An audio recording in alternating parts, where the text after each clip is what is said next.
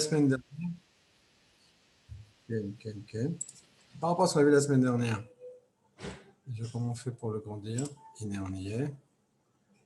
Ok.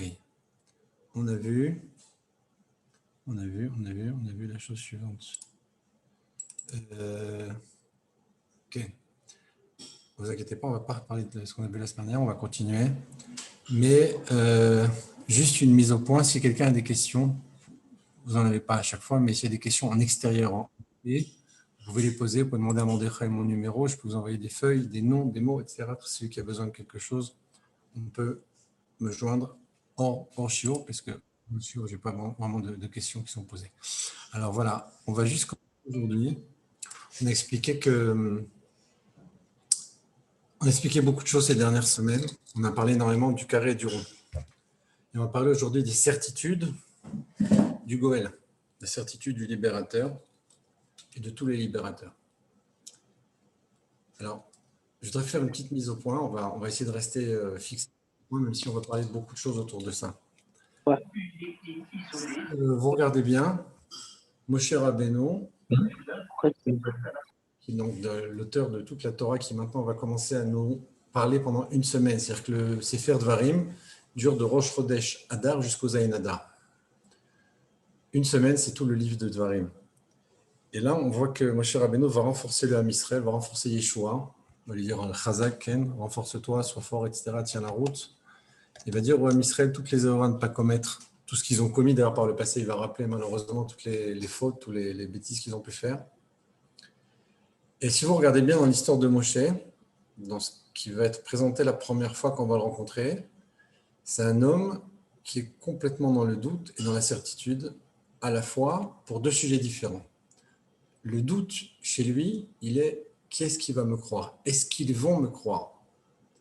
Est-ce qu'ils vont écouter ce que j'ai à leur dire? Qui leur prouve que c'est vrai? Qui leur prouve que je suis libérateur? Toutes les questions qu'il a, tous les doutes qu'il a, sont par rapport aux autres vis-à-vis de lui, aux autres vis-à-vis de Dieu. Il n'a absolument aucun doute quant à la prophétie. Dieu lui parle, il sait qu'il lui parle, il sait que c'est vrai, il sait que c'est à lui qui s'adresse, tout ça c'est sûr. Le doute qu'il a, il n'est pas sur la névoie, il n'est pas sur la prophétie, il n'est pas sur l'existence de Dieu, il n'est pas sur son message. Il n'a aucun doute sur ça. Le doute qu'il a, c'est est-ce que Paro va croire ce que je lui raconte? Est-ce que le peuple juif va seulement comprendre que je suis en train de venir les libérer? Le doute qui existe chez Moshe, il existe par rapport aux autres, vis-à-vis du message que Dieu a pour eux. Le message que Dieu a pour le Ham Israël, pour l'humanité. Pour lui, il n'y a aucun doute. Dieu lui parle et Dieu lui transmet un message, Dieu l'a choisi, même s'il ne veut pas. Mais pour ça, il est certain. Tout ça, il n'a aucun safek, il n'a aucun doute, Moshe.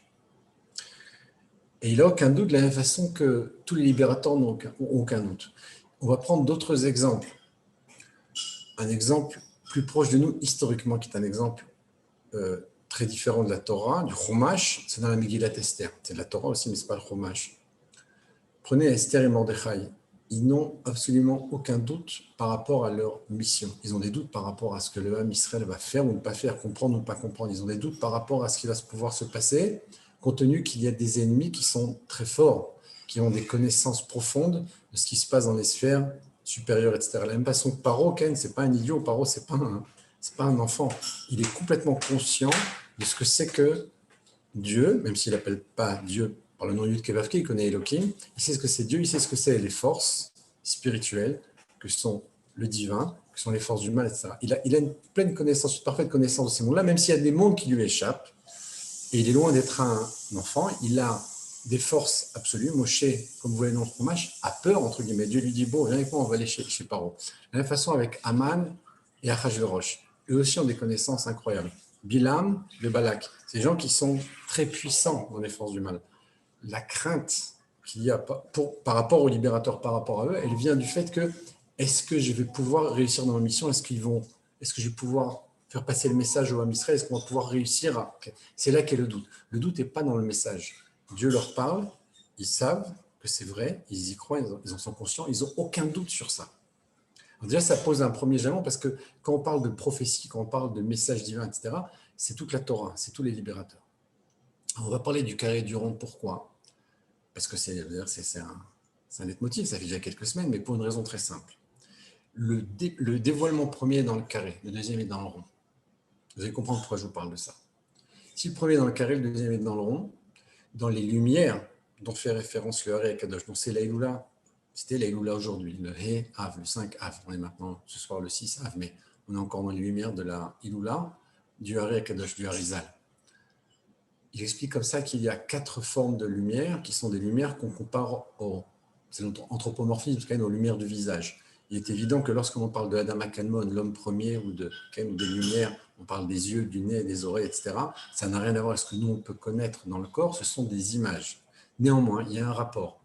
Lorsqu'on parle du premier dévoilement, il est nécessairement au niveau des yeux. Quand on parle du carré, c'est le visuel. Quand on parle du rond, on est déjà dans le oui. Or, on sait pertinemment, on l'avait expliqué par le passé, on va encore revenir ce soir sur ça, ce qui est vu correspond à quelque chose de très haut, bien entendu, et l'ouïe est limité. Pourquoi? Lorsque je regarde des millions, des milliards de détails, sans aucun effort. Lorsque j'entends une seule parole à la fois, 2 personnes me parlent, je dis stop, attendez, il faut synchroniser, je ne peux pas entendre 2 personnes. Donc là, je suis dans le chesed, là, je suis dans le dévoilement absolu, et quand je suis dans le oui, je suis dans la gvura, dans une imitation incroyable. Or, lorsque Dieu va donner la Torah à Israël, ils vont passer du rond au carré. C'est les louchot qui va donner, les louchot, elles sont dans le carré. C'est pourquoi, lorsqu'ils vont voir le Hegel, puisque Hegel en hébreu c'est du lachon igou, du lachon de rond, il va y avoir erreur, ils vont se méprendre. Ils vont voir un dévoilement extraordinaire là-bas, mais ce n'est pas le vrai dévoilement, le vrai c'est le carré. Le carré c'est la vue. Vekol Ha'am, Ruim et Akoloté, tout le peuple a vu les voix. Les voix, tu ne les vois pas, tu les entends. Pourquoi ils ont vu? Parce qu'ils sont montés au niveau de la prophétie. Donc là, il y a certitude. C'est tellement une certitude que le rabbi explique dans les Sirot, la prophétie du Ham Israël. Le don de la Torah pour l'homme Israël est différent de tous les messages que peuvent avoir d'autres peuples, puisqu'il n'y a pas de véracité d'abord chez eux, puisque c'est simplement des copier-coller. C'est atek adbek, comme on dit en hébreu. Ils se font un copier-coller de la Torah et puis ils ont essayé de ramasser les morceaux. La Torah est vraie, on le sait, mais le rabbi dit comme ça, il dit parce qu'il y a eu 600 000 témoins, 600 000 hommes, etc. Il y avait des millions de témoins. Un message interplanétaire, pour toutes les époques, pour toutes les nations, que le peuple juif a reçu. Donc ce n'est pas un témoin, c'est des millions de témoins. Mais pourquoi le message est si fort? Parce qu'il est dans la vue, il est dans la prophétie. Tout le peuple juif à ce moment-là, comme un seul homme, est devenu prophète. Donc ils sont dans la certitude. Le doute, c'est le oui, c'est ce qu'on entend. Après, je dis tout ça parce que justement, c'est ce qui se passe chez Moshe. Moshe, dans cette paracha, il y a un exemple qui est donné lorsque il va y avoir des doutes. C'est lorsque Moshe va dire, s'il y a des choses à faire, Ken, le fameux passage où il dit, amenez-les-moi à Ken. On va voir ce verset-là. On va le voir maintenant à l'écran. Une seconde. On n'est pas ici, on est dans un autre. Ici. Petite seconde, c'est le direct. On va essayer de le mettre en gros. Ok. Alors, je vais ouvrir le passouk.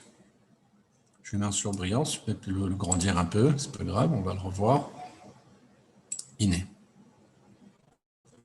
L'otakiru panim ma mishpat kakadol.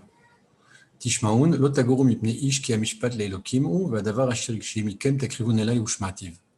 Juste, on va reprendre la fin du verset. La chose qui est dure pour vous, vous allez approcher vers moi et je vais écouter. Il dit si je vais écouter. Moshe voit, il n'entend pas. Et Rachid dit takrivun elai. Vous allez approcher vers moi. Al davarzin istalek mimenu mishpat benot tzelofrad. À cause de ça, le mishpat, le jugement des filles de Tzelofrad a été. Il a perdu, il ne savait pas comment il devait faire. Donc Moshe était obligé d'approcher Dieu pour lui demander qu'est-ce qu'on fait pour les filles de Tzelofrad. Il était censé savoir, puisque Dieu lui a tout dévoilé. Mais dès lors qu'il dit je sais, vous me l'amenez, je connais, j'ai reçu, la certitude qu'il a dans la réception ici va faire qu'il va être. Il va perdre ça. Ce message-là, c'est quoi? Le doute, c'est le doute des autres. La certitude, c'est la certitude que le message est reçu. Néanmoins, il y a une limite. Cette certitude-là, il doit savoir que c'est parce que Dieu se dévoile à lui. S'il y a certitude ici, absolue, en disant « je sais, Dieu m'a tout dit », il perd la névoie. À ce moment-là, il va devoir demander à Dieu ce qu'il faut faire pour les filles de Tzelofrad. Et Rachi continue. Et il donne un autre exemple là-bas. Il dit « Shmuel, Amar les Shaoul ». Et Shmuel a dit à Shaoul « Anochi Aroé, je suis celui qui voit ». C'est vrai, Shmuel, c'est celui qui voit, c'est le prophète. Il est plus grand que Moshe et Aaron réunis. C'est un prophète extraordinaire, celui qui est à l'époque de Shaoul et de David Améler. À quel moment Dieu lui dit, alors je continue le texte, Amar Lakadosh Baruch Hu, Dieu lui dit, Chayecha, par ta vie, Shani Modiacha Shenataroé. Je vais te faire savoir que tu ne vois pas.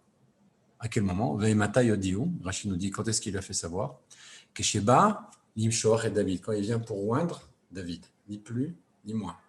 La royauté, le roi, la malchoute absolue, c'est David. Le premier roi, le vrai, pas Shaoul. J'ai rien contre lui, mais c'est une pas dire un brouillon, mais c'est une préparation, c'est pas un roi. Shaoul est roi, mais c'est pas le roi. La royauté, c'est David. Celui qui doit le couronner, celui qui doit l'oindre avec l'huile, Ken, Melech, Amashiach, Amashuach, Ken, on oint avec de l'huile à parsemone. Cette huile-là qui doit poser sur sa tête, il va couronner, il va oindre David comme Melech. David, Melech, Israël, Chayvekayam. David, Makam, Shira, toutes les générations de rois viennent de David, de père en fils à partir de Shlomo. Le Mashiach lui-même vient de David, de père en fils. Cette royauté absolue-là, il ne va pas l'avoir. Il va confondre. Continue la Barashi. Kesheba le Mouchouach et David, Vayar et Eliav, Vayomar, Ach Neged Hashem Meshicho. Il va voir Eliav, qui est le frère de David, et voilà, c'est vraiment, il est en face de Dieu, c'est son Mashiach. Il dit, mais tu m'as dit que c'était toi, celui qui voit. Al Tabet El Marou, ne regarde pas ce qui est en apparence. Et Dieu après va continuer, il va lui dire, Dieu, toi tu vois l'apparence et moi je regarde les cœurs. Lorsqu'il y a certitude, c'est dans le message. Lorsqu'il y a doute, c'est dans comment les autres vont le recevoir. Lorsqu'il y a certitude absolue, avec quelque part une pointe de gava, d'orgueil, si on peut dire comme ça, le message disparaît. Il y a annulation totale à Dieu dans le message, et là ça fait de le prophète, le roi, les juges, les goëls, les libérateurs. Ils ont tous un lien en fait ensemble. Et cette notion-là de certitude, c'est la certitude absolue, elle vient de ça, le carré et le rond, la vue et l'ouïe. Si on est dans le ushmati et je vais écouter, effectivement tu vas entendre, mais tu ne vas pas voir. Si tu ne vois pas, il faut que tu viennes me poser une question. Parce que là, on a outrepassé la capacité qu'a cet homme qui est Moshe Rabbeinu ou Shmuel, qui ne sont pas des moindres exemples, parce qu'ils étaient sûrs d'eux. Tu dois être sûr que le message est de Dieu. Et pour eux, c'est sûr. Mais tu dois avoir un doute, effectivement, par rapport aux autres. Malgré tout, c'est une limite très fine. Tu dois savoir que de toute façon, dans tous les moments, si tu reçois, c'est parce que tu es annulé à moi. Dès qu'il y a, je sais, je suis sûr, je suis celui qui voit, je suis qui ken. Alors lui, il a dit, je suis arroé. Moi, il a dit, j'entends. Dans les deux cas, ni tu vois, ni tu entends. C'est Dieu qui va dévoiler le message. Et encore une fois, ce message, il va très loin, puisque Shmuel est à ce moment-là celui qui va couronner David Melech Israël. La royauté, pas un Melech, avec le Eïdia, comme on dit, le roi. Pas un roi, le roi, David. Il va perdre ce message-là. Dieu va devoir lui dire, c'est pas lui, c'est pas lui, c'est pas lui. Et à la fin, il dit, prends cet homme-là. Et Shmuel n'y croit pas, il dit, c'est lui le roi. Donc cette force-là, c'est la force du carré, justement, de cette vue absolue dans la névoie. Pourquoi je vous dis ça ? Parce qu'on en a des exemples multiples. On a l'exemple ici de Mordechai Esther dans la Megillah. Quand vous regardez ce qui se passe là-bas, Esther est sûre d'elle jusqu'au bout. Elle a un chemin complètement fou. Elle invite Aman au festin. Vous lisez, elle dit, mais qu'est-ce qu'elle fait là-bas ? Elle sait très bien ce qu'elle doit faire. Elle a un message, elle est sûre d'elle.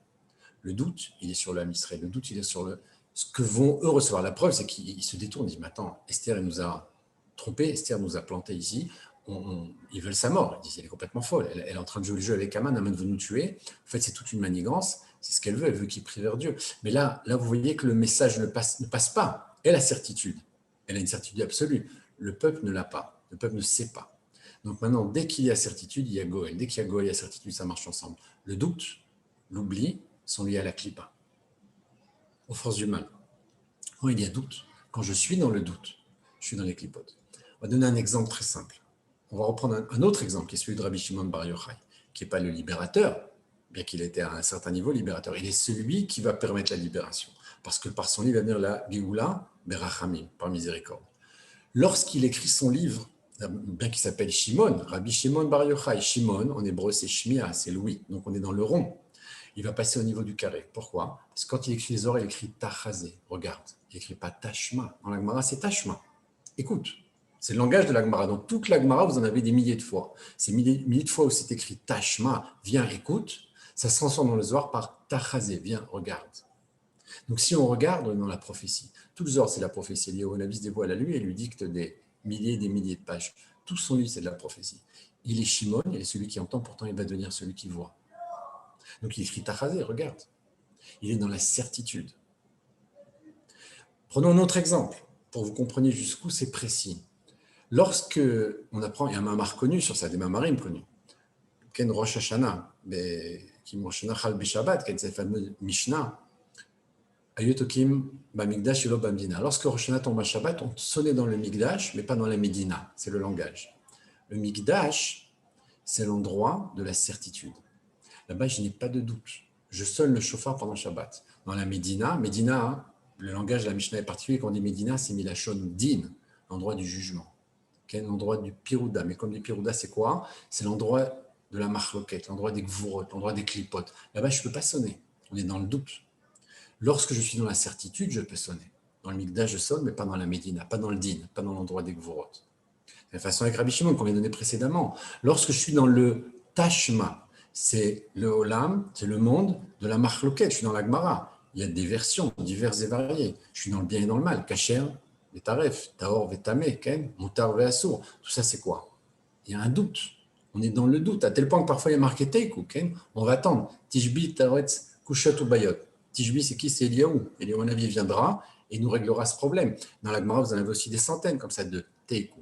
On ne sait pas. Ken, une espèce d'égalité. Aujourd'hui, on traduit par égalité en français. Il y a un doute qui plane jusqu'au bout. Je suis dans l'endroit du doute, dans le Zohar ou dans le Talmud Yerushalmi. Le Talmud Yerushalmi aussi, il n'y a pas marqué Tashma, il y a marqué Tachazé, parce qu'on est Yerushalayim. On n'est pas en Galoute. Si on est Yerushalayim, c'est marqué Tachazé. Regarde, c'est la certitude, c'est l'endroit de la libération. À Gav, au passage, quand on marquait Teiku dans la Gemara, c'est l'heure numérique de 516.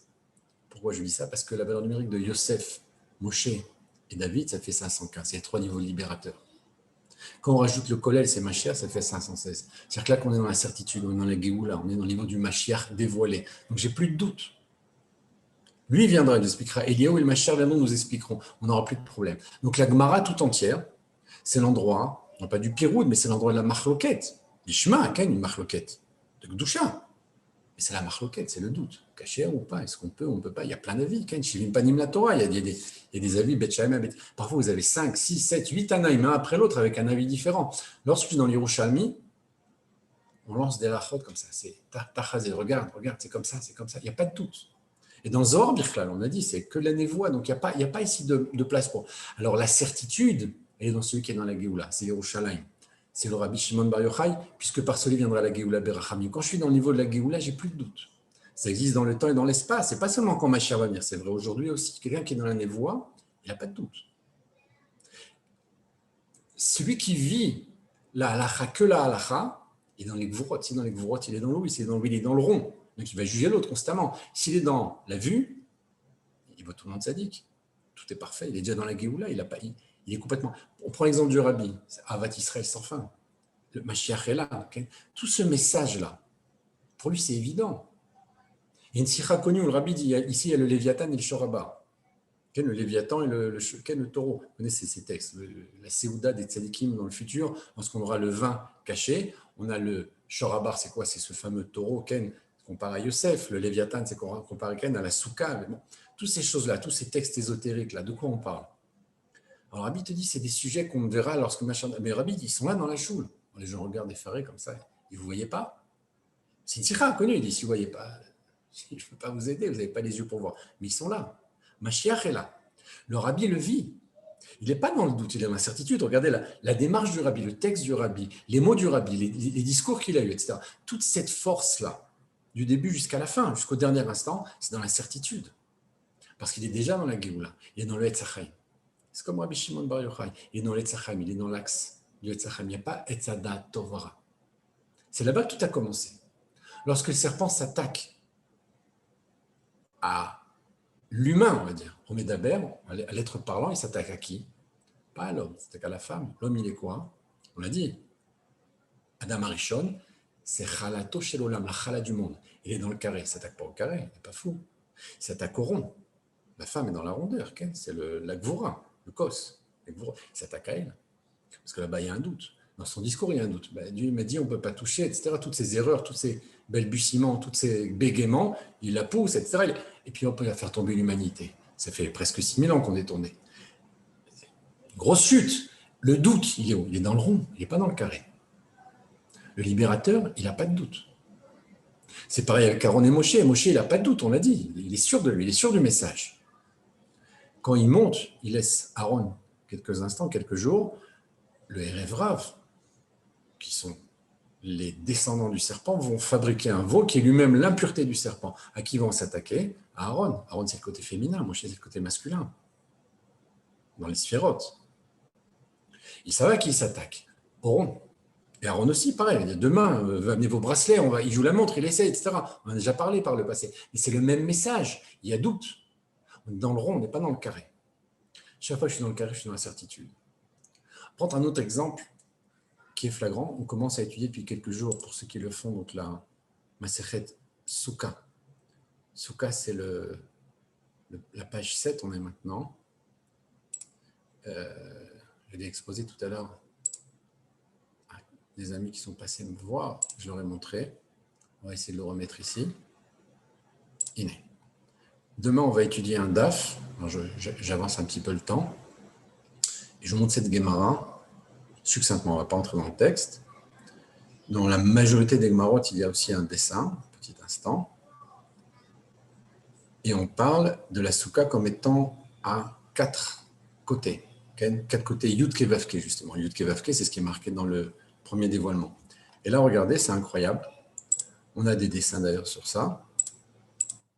Et on nous montre une Souka qui peut être ronde. Voilà, j'étais trop loin. On va y retourner. Iné. Mais que nous disent les Tanaïm, c'est marqué ici. Ané, Milé, Beigula, Valberibo, Abaya, fait tout un discours comme ça. Si elle est en rond, mais c'est mieux que ce soit en carré, etc. Maintenant, si jamais elle est en rond, tu l'as fait en rond, le gars, il est comme ça, une folie. Il fait une souka ronde. Alors, les Tanaïm nous disent il faut que je puisse rentrer à l'intérieur de ce rond. Vous voyez ici.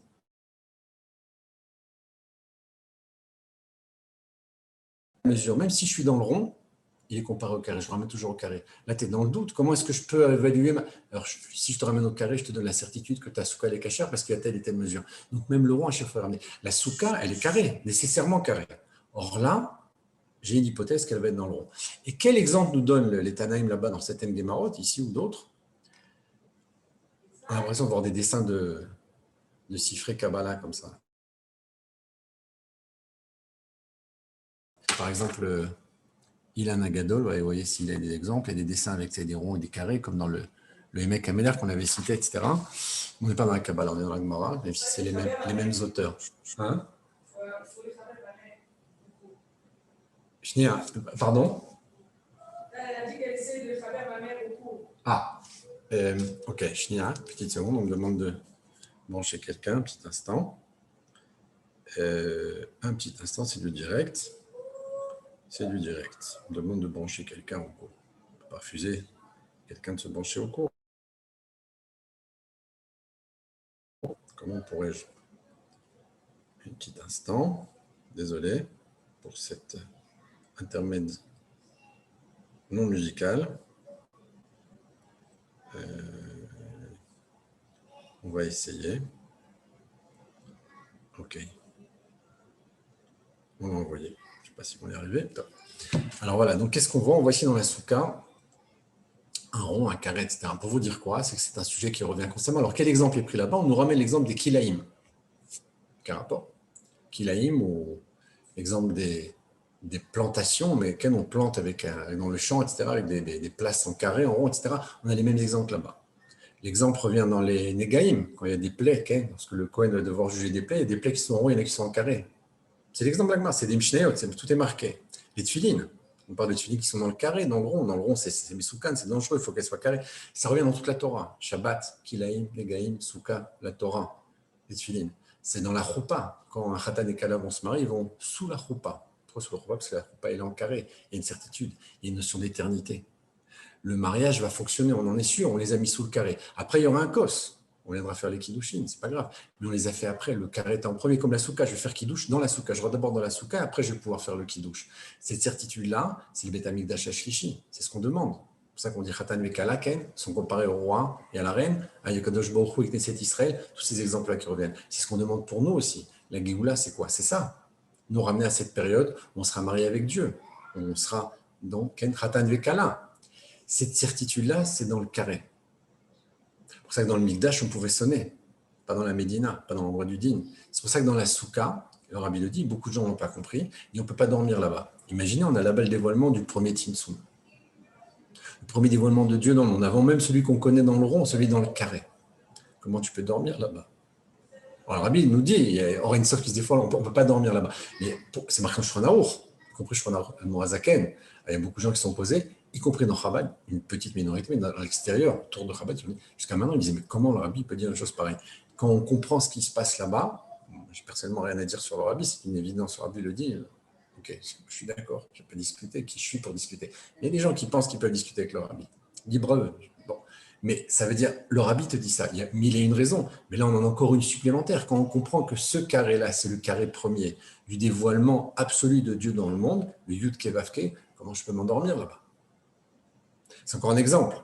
Tout ça pour vous dire quoi? Ce doute-là qui a atteint Chava, qui est dans le rond, qui ensuite a touché Adam dans le carré, qui a touché Aaron, qui a bien entendu a touché aussi le peuple juif toutes les fois, ça existe encore aujourd'hui. Tout ce qui a commencé, j'avais fait des cours sur ça il y a 1 an et demi à peu près en expliquant que ce qui commence à se passer avec le virus, il y a 1 an et demi plus, c'est du mal absolu. Alors je dis Dieu règne dans le monde, etc. J'ai pas de problème, je suis pas Picoro, je suis pas en train de dire que Dieu n'existe pas. Mais la façon que quand Dieu a créé le monde, c'est du bien absolu. Quand Dieu donne la vie éternelle, mais dans le Gan Eden, etc., Dieu a créé un monde parfait. Ma chère doit venir. Ce qui est intervenu, c'est le serpent dans le rond, contre l'homme dans le carré. Donc il a touché lui-même la femme dans le rond. Il y a des atomes crochus là-bas. Il touche ce qui lui parle le plus. Quand il a fait ça, il a fait tomber l'humanité tout entière. Il a introduit la mort dans le monde. Il a introduit les gvouros dans le monde. Caïn et de l'impureté du serpent, même s'il n'y a pas eu rapport physique, il y a eu un rapport spirituel, il y a eu un contact avec le serpent. Cette impureté, on l'avait expliqué la semaine dernière, on avait dit dans le Hana Bechouach, on a le Nun Chechit, on a le Nachash, puis on a, donc c'est Nahama, Chava et Sarah. Les trois vont recevoir cette impureté, puisque même Noach va donner naissance à Ham. Nahama,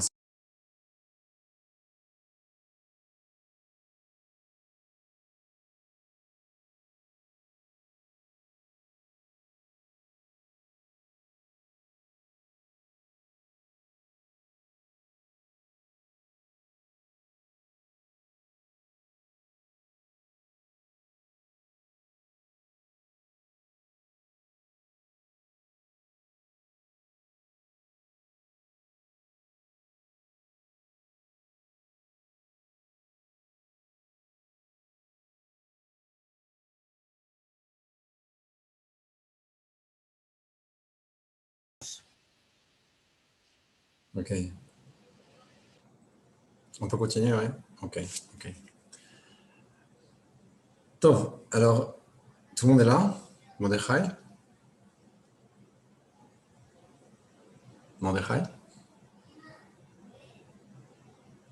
Tout le monde est présent? Oui, l'enregistrement est fait là, tu peux y aller. Hein. Ok, ça marche. Ok, donc ce qu'on est en train d'expliquer, la troisième phase après la création du monde, avant la faute de l'arbre de la connaissance, le nom de la Torah avant la faute du Hegel et au nom de la Géoula. C'est un thème qui était ancien, dont on n'a pas parlé depuis longtemps, mais c'est exactement le même. On est dans le doute. La certitude, c'est la Géoula. Le doute, c'est la Galoute. L'oubli, c'est la Galoute. Okay? Quand on oublie, le Rabbi explique, il dit au moment de Matan Torah, il y a eu un dévoilement absolu. Un Talmid Racham, lorsqu'il oublie, c'est marqué dans la Mishnah, Ken, Chayav ben Nafsho, il est passible de mort. Quel rapport entre l'oubli et la mort? Parce que la Torah, c'est la vie, l'oubli, c'est la mort. Un Talmid Racham est censé transmettre la Torah. S'il oublie, s'il est dans le doute, s'il a l'oubli, c'est de la mort. La vie, c'est se rappeler. Yom HaZikaron, Ken, c'est quoi Yom HaZikaron? Je ne parle pas de Yom HaZikaron en Israël, je parle de Yom HaZikaron dans la Torah. C'est Rosh Hashanah. Rosh Hashanah, on est Mamlir. On couronne Akadosh Baruch Hu. Si je suis dans le couronnement, si je suis dans le rapport direct avec Dieu, je me rappelle, Dieu a créé le monde, Ken, Ayom Aratolam, Dieu a créé le monde, Ken. Lorsque je me rappelle de ça, lorsque je me souviens de ça, je suis dans le lien direct avec Dieu, je suis dans la certitude, je suis dans la création et dans la Géoula, du début jusqu'à la fin. Donc j'ai plus de doute, je suis dans les Emouna, je suis dans le Keter. Keter, c'est quoi le Keter? C'est Emouna, Tanuk, Veratson, c'est les 3 degrés de Keter. Keter, c'est ce qui a tué des sphérotes, qui tue des mondes. Emouna, c'est, traduit en français par la croyance, c'est plus que ça, Emouna, c'est une certitude. On va traduire par certitude. Dieu existe, je sais, il est là, il me parle, etc. C'est la émouna. Tanouk, on parle de plaisir, on parle du plaisir matériel. Manger un gâteau au chocolat, ça n'a rien à voir avec le keter. Le Tanouk, c'est Tamour ou Ken, goûter la Torah. C'est la Torah, c'est Dieu, c'est la Nevoa, c'est ça le Tanouk. Et Ratson, la volonté, c'est pareil, c'est la volonté d'amener le Mashiach, c'est la volonté de Ken d'étudier la Torah. On parle que de choses de Gdusha, de Rouchaniot. Emunat, Tanouk et Ratson, ça transcende les forces. Lorsqu'un homme il veut quelque chose, Shem Tov dit là où le Ratson d'un homme il est, l'homme lui-même se trouve. Lorsqu'il y a Tanouk, ça transcende, le plaisir transcende l'homme. La volonté transcende l'homme et la Emouna transcende l'homme. Donc là, on est dans la certitude, on est dans le dévoilement absolu. C'est Rosh Hashanah. On est ici dans le dévoilement total. Donc on est dans la vue, on n'est pas dans l'ouïe. Si je suis dans la vue, si je suis dans Rosh Hashanah, c'est pareil, c'est la même chose. C'est pour ça qu'il y a marqué Rosh Hashanah tombe un Shabbat. Lorsque je suis dans le Mikdash, je sonne du shofar. C'est Shabbat, j'ai pas de doute. Dieu est dévoilé là-bas. Pour chaque chose, c'est la même chose. Donc, chaque mitzvah, on va dire par là, c'est la même chose quand c'est dans le Beth Amikdash. Maintenant, lorsque je suis dans cette période aujourd'hui, qui est la 3e étape, on est juste avant la Géoula, il y a un doute. Et le doute, il a commencé le jour où le virus a commencé à s'étendre. Et là, à ce moment-là, j'ai expliqué, encore une fois, avec des gens qui n'ont pas toujours bien saisi, en disant que c'est du mal absolu. Alors, je dis, mais le mal absolu, ça n'existe pas, c'est Dieu, etc. On est d'accord, c'est la façon que Dieu a créé le monde. Il n'a pas dit, bah, tiens, je vais tuer Adam et Chava, je vais tuer toute l'humanité. Non, il a donné la vie éternelle. Il y a une erreur qui a été commise, qui a introduit la mort. Lorsque Dieu a donné la Torah, il n'a pas dit, tiens, bah, je vais casser les louchot, je vais créer une épidémie, etc. Non, il a donné la Torah. En réaction, il y a eu ce qui s'est passé là-bas avec le Hegel Azab, le Vaudor, etc. C'est exactement pareil pour la suite. Lorsqu'on arrive au moment de la Géoula aujourd'hui, on est dans le doute. Le virus, c'est le doute. Le vaccin, c'est le doute. Pourquoi ? Parce que ceux qui sont vaccinés sont aussi malades. Et quand ils sont vaccinés, mais aussi, je ne suis pas entré dans les polémiques de ce qu'on appelle aussi aujourd'hui, j'ai oublié le mot, enfin les gens qui disent qu'il y a une conspiration, etc. Ce n'est pas ça que je veux dire. Ce que je veux dire, c'est que tout ce qui touche au virus, que ce soit le virus, le vaccin, ceux qui sont vaccinés, pas vaccinés, la mort, la maladie, etc., tout est dans le doute. Et ce que je veux expliquer aussi, c'est que c'est quelque chose qui ne se termine pas vraiment. Même si on dit, voilà, on est au bout, on voit très bien que ça continue. On était censé avoir fini en Israël, c'est en train de remonter. Il y a encore un nouveau variant, et puis il y en aura un autre, et ainsi de suite. Ce n'est pas des malédictions, ce que je dis, ce n'est pas du mal que je souhaite. Je ne suis pas en train de dire quelque chose de négatif pour faire peur aux gens. Ce sont des faits connus, reconnus, que les gens voient chaque jour un peu plus, ça se dévoile, ça se sait, on ne peut pas le cacher. Donc on est dans le doute. Et si on est dans le doute, on est dans la galoute, on est dans le mal, on est dans les vrottes, on est dans le serpent. C'est pour ça qu'il est dans le rond, c'est pour ça qu'il s'appelle Keter, il s'appelle couronne en espagnol. C'est pas pour rien, on est dans le Keter de Klippa, la couronne de Klippa. Donc, si on avait la couronne de Klippa, parce qu'il était le roi des animaux, le serpent, on avait le Hegel, qui correspond aussi à un degré de royauté, puisqu'on a le Shor, Ken, et on a l'aigle, et on a le lion, etc., le taureau, l'aigle et le lion, dans le char, Ken de Yecheskel, etc. C'est les niveaux des animaux ailés, Ken, des chayot et des bêtes, les animaux sauvages, les animaux domestiques. Et il y a l'homme, on parle là-bas de royauté. Ce sont des chayot à Kodesh, des bêtes saintes, Ken. On a là-bas un dévoilement également, quelque chose de Keter. On a encore le Keter là-bas. Mais on l'a dans le bien, on l'a dans le mal, on l'a toujours dans tous les degrés. Donc ça recommence encore aujourd'hui. On voit aujourd'hui qu'il y a un doute. Les gens, est-ce que je me vaccine, je ne me vaccine pas, mais ils sont vaccinés, ils ne savent pas s'ils vont me mettre malade, pas malade. Il y en a qui sont malades, il y en a qui meurent, etc., que Dieu préserve. On voit que tout ça, c'est du doute, c'est que du mal, c'est de la mort, c'est de la gvoura. Donc on a encore aujourd'hui un scénario, un phénomène différent dans sa force, dans sa forme de gvoura. La certitude, c'est de dire, je suis attaché à Dieu. La certitude, c'est-à-dire cette chose-là, c'est du mal, mais il y a quelque chose derrière. S'il y a un tel défoulement des forces du mal, c'est parce que justement, on est à l'aube de la Géoula. La certitude, c'est qu'il y a une Géoula derrière ça. La certitude, c'est que Dieu gère le monde, même si ce que je vis aujourd'hui, c'est les forces du mal qui le créent. Encore une fois, non pas qu'elles ont une force absolue, elles ont une force relative. C'est moi qui leur donne les forces, pas moi. J'espère pas que Dieu préserve celui qui faute. L'homme qui faute donne des forces au clipote, donne des forces à la Sitra Achara. Et la Sitra Achara, elle a des armes, parce que ça fait déjà quelques centaines, milliers d'années qu'elle accumule des forces, et maintenant elle a un crédit de faute, un crédit d'erreur, de gamim, de fautes et de tâches qui sont accumulées, et ces tâches-là qu'il y a sur tous les corps du Ham Israël que Dieu préserve, eh bien, ça lui donne des forces, elle, pour pouvoir faire ce qu'elle fait aujourd'hui. Et ça, ce scénario-là, c'est le même que celui de la création du monde et de Matan Torah.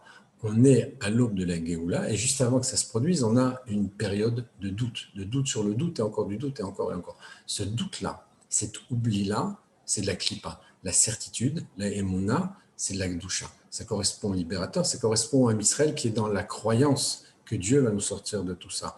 Encore une fois, le fait de donner l'importance entre guillemets, non pas l'importance, c'est une réalité. Aux forces du mal, ça ne veut pas dire qu'elles ont une force propre et non pas de force propre. Je ne suis pas en train de te dire que Dieu n'existe pas, même si les forces du mal réalisent ce qu'elles font aujourd'hui, c'est avec le crédit de Dieu, c'est avec la possibilité qu'ils ont de le faire parce qu'on leur a donné, nous, cette force, le Ham Israël, que Dieu préserve par les fautes qu'on a commises. Donc, si on fait teshuva, on peut sortir de tout ça. Si on est dans la certitude, on peut sortir de tout ça. Si on est dans la certitude, on est dans la Géoula. Et la Géoula, c'est se rappeler, c'est être sûr. La galoute, c'est oublier et avoir le doute. L'oubli et le doute sont liés. Le Goël, le libérateur, n'a pas de doute. Esther et Mordechai n'ont pas de doute. Moshe Rabbeinu n'a pas de doute. Et tous les libérateurs. Et les Maccabim, Ken, et Matityahu, n'a pas de doute. Il a une certitude absolue. On voit une détermination chez eux qui est totale, une abnégation qui est totale. Chez le Rabbi, on voit une détermination et une certitude absolue. Dans son discours, il n'y a pas une ombre de doute. Le doute, il est sur nous. Lorsque le Rabbi, à la fin, en Chavzaïn, Nissan, Rafret Nissan, j'ai un doute, dit « J'ai fait ce qui est en mon pouvoir, maintenant faites ce que vous pouvez, vous », c'est que le Rabbi dit « Moi, j'ai fait tout ce que je pouvais faire ». Malheureusement, c'est que le discours ne passe pas. Lui, il est sûr que Dieu lui parle. Est-ce qu'eux, ils vont comprendre? On n'a pas bien compris ce que le Rabbi a demandé. Parce que quand il vient, il nous dit « Ce que j'ai fait, ça ne sert à rien ». Et le discours, les gens, ils vont bouger les pouces pour dire « On va réétudier, etc. » C'est du cinéma. Ça veut dire qu'au final, ça n'a pas touché les gens. Si ça avait touché les gens, il dit « Même s'il y en avait 2 ou 3, même un, Mashiach serait venu. » C'est-à-dire qu'il n'y en a pas un, à part le Rabbi, qui croit à son discours. La certitude, elle est chez lui. Le doute, il est chez nous. Donc, il faut rentrer dans la certitude, il faut rentrer dans la névoie, dans la libération, dans la émouna, dans la croyance, dans la prophétie. Et là, on peut amener la Géoula. C'est ça le point fort de Moshe Rabbeinu, de tous les libérateurs, le point fort de la Géoula. Quand il y a doute, quand il y a oubli, on est dans la galoute. Et ça ne se passe pas dans le Beth Amikdash, ça ne se passe pas dans la Souka, ça ne se passe pas sous la choupa, ça ne se passe pas avec les tefilines. Comme dit le Morazaken dans le Tanya, une fois que l'homme a terminé de prier, le Benoni, il commence à redescendre dans les voies du monde, et là il commence à avoir des doutes, il commence à avoir des marchavot zarot, etc., des mauvaises pensées que Dieu préserve. Il faut arriver à rester avec les tefilines toute la journée. C'est ce que faisaient les gens avant d'ailleurs. On ne peut pas aujourd'hui parce que le corps n'est pas propre. Quand le corps n'est pas propre, on parle de la marchava. On a des mauvaises pensées. Si on arrive à débarrasser des mauvaises pensées, ce qui est possible, des journées entières, des semaines, des mois, on peut rester avec les tefilines toute la journée, même si on ne les a pas sur la tête, parce que ce n'est pas tellement mécoubal aujourd'hui. Mais on peut rester avec les tefilines dans l'esprit. On peut rester dans le Shabbat toute la semaine. Shabbat, j'ai une certitude. Dans la semaine, j'ai des doutes. Shabbat, c'est Etzachaim. La semaine, c'est Ken, Tov, Vera. Tout est mélangé. Si je reste dans le niveau de Shabbat toute la semaine, alors je vais de Shabbat en Shabbat. La semaine, ça devient du Shabbat. Le moment où je n'ai pas les tefilines, ça devient le moment avec les tefilines. Lorsque je suis dans mon esprit, dans le Beth Amikdash, dans la Géoula, je suis dans cette certitude absolue. Cette fameuse histoire. Un jour, des Chassidim sont venus voir leur rabbi, je n'ai pas le nom maintenant qui me revient à l'esprit, et ils disent, il écrit le Mashiach et la Mashiach. Allez, il va à sa fenêtre, il ouvre, et il dit non, c'est pas vrai. Et il retourne étudier. Alors les personnes en bas disent, mais pourquoi il a ouvert la fenêtre? Je ne sais pas si il demande à lui, il pose la question entre eux, mais pourquoi il a ouvert? Et là, la réponse est, dans sa pièce à lui, il y avait la Avira de la Géoula. La Géoula était présente dans son environnement, dans la chambre où il étudiait, dans sa maison. Lorsqu'il ouvre la fenêtre, il ouvre la fenêtre, il voit ce qui se passe dehors. Il sent l'air de l'extérieur. Et l'extérieur, il n'y a pas un air de Géoula. La Géoula, elle est dans sa pièce. Dehors, il y a de la galoute. Lorsqu'il a ouvert la fenêtre, il s'est rendu compte que là-bas, la galoute était encore présente. Il a dit non, c'est pas vrai. Il a fermé la fenêtre, il est retourné étudier. La certitude chez le tzaddik, elle est absolue. Il n'a pas de doute. On ne parle pas même du libérateur. J'ai oublié le mot, extrapoler, on va regarder ça au niveau de tous les tzadikim. Le tzadik, il est dans la certitude. Le libérateur nécessairement aussi, puisque le tzadik, il est dans la Géoula. Donc lui, il n'a pas de doute sur la Géoula, il n'a pas de doute sur lui, il n'a aucun doute sur rien. D'absolu, je parle. Sur le monde, oui, il a un doute. Nous, on a des certitudes sur le monde, on a des doutes sur Dieu, ou sur la Géoula, ou sur des choses spirituelles, les mondes spirituels. Les mondes spirituels existent, et c'est une certitude. Ce qu'on voit autour de nous, ce n'est pas très sûr. Cet exemple que je redonne encore maintenant, où quand Dieu enseigne à Moshe Rabbeinu les lois de Kiddush HaChodesh, il lui dit, regarde, il lui montre par la névoie à la lune, comment elle doit être, etc. Et là, le Regat Shover, qui est un maître du Rabbi, le Rabbi Yosef Rosin, et il demande la question, il dit, mais pourquoi Dieu a besoin de montrer à Moshe Rabbeinu la lune en névoie, qui lui montre dans la nature? Il y a une lune dans le ciel, il montre, voilà, comme ça, etc. Là, c'était le moment. Il dit, parce que ce que tu vois dans le monde, ça n'existe pas, c'est virtuel, c'est trompeur, c'est faussé, etc. La vraie vue, c'est dans le carré, c'est pas dans le rond. Ce que je vois ou ce que j'entends dans le monde, c'est du rond. Lorsque je suis dans la névoie, je suis dans le carré, je suis dans la certitude absolue, Yud-Ke, Vav-Ke. Et là, il lui montre par la névoie comment doit être la lune, quand ça commence, quand ça termine, à quel moment on peut faire la bracha, etc., comment ça fonctionne. Toutes les lois de l'art, Néomini en français, on dit Kiddush HaChodesh, Kiddush HaChodesh. Les lois de la lune, du mois, des dates, etc. C'est dans la névoie qui lui enseigne, alors qu'il y a une lune qui existe dans le monde. Mais tu dis ça, tu ne peux pas apprendre de là-bas parce que c'est les choses du monde. Les choses du monde, c'est trompeur, c'est faux. La réalité, ce n'est pas le rond, ce n'est pas le monde que je vois. Arba Kanfot Ares, il va ramener les exilés des quatre coins de la terre. Comment il va faire ça? La terre, elle est ronde, parce qu'il va sortir le carré du rond, comme on était dans la souka. J'ai une souka qui est ronde. Il faut que je puisse y mettre un carré qui a une telle mesure. Même le rond, je le ramène au carré. Le rond n'existe pas, le carré est absolu. Donc, tout ce que je vois aujourd'hui qui est dans le rond, qui est dans la galoute, ça doit être ramené au départ au carré, parce que ce qu'il y a dans la Géoula, Arba, Kanfot, Arès, les quatre coins de la terre, le Beth Amikdash dans le carré. Là-bas, il y a certitude. C'est ça le message. Et Moshe Rabbeinu, il est complètement dedans. Parce que lui, dans le Mishkan, il est dans la vue, c'est le prophète des prophètes. Donc lui, dans la vue absolue, il est dans le carré. Tout ce qu'il y a de plus carré. Donc il n'y a pas de doute. La certitude, c'est sa force. La certitude, c'est la force de tous les tzadikim, la force de tous les libérateurs, c'est la force du Mashiach. Parce qu'il est dans le carré absolu, il n'est pas dans le rond, comme nous tous, malheureusement. Voilà. Ce sera, pour aujourd'hui, je pense, suffisant. Toda Mordechai.